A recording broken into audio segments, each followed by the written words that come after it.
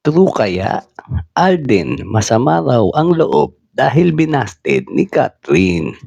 Alright. Posible kayang may bagong love team na mabuo at aabangan ng mga fans? Naging agaw pansin kasi sa kakatapos lang na body of work underwear fashion show ang sabay na paglampa ni na Catherine Bernardo at David Licauco.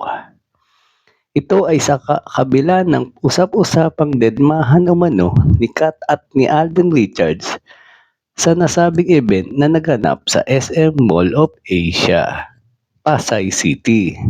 Marami ang nagtaka na hindi magkasama sa final walk ang on-screen partner bilang representative ng ABS-CBN at GMA bilang prime artist ng dalawang istasyon. Si David ang naging katuwang ng kapamilya actress kaya nakarinig na kami ng tanungan sa mga katabi namin habang pinapanood ang dalawa. Nasaksihan namin yung paglabas ni Benchan kasunod ang lahat ng rumampa sa body of work show at diyan namin sinubaybayan ang kilos at galaw ni Catherine at Alden na kinamayan at binati ang ibang kasama pero silang dalawa mismo ay hindi nagtama ang paningin sa isa't isa at hindi rin nagbatian. Dahil diyan naniwala na kaming hindi nga okay ang Catherine.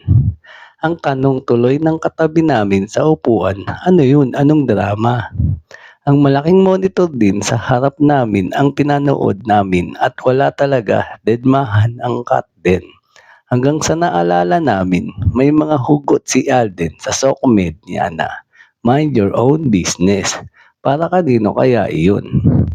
Nakakapagtaka lang dahil ang alam namin ay okay ang samahan nina Alden at Catherine dahil kahit tapos na ang promo ng pelikulang nilang Hello Love Again ay nanatili silang magkaibigan.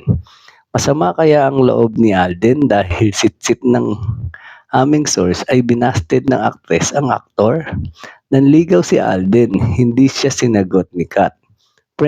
Friends lang ang kayang i-offer daw. Say ng source na binalikan namin kaagad ng tanong habang sinusulat namin ang balitang ito.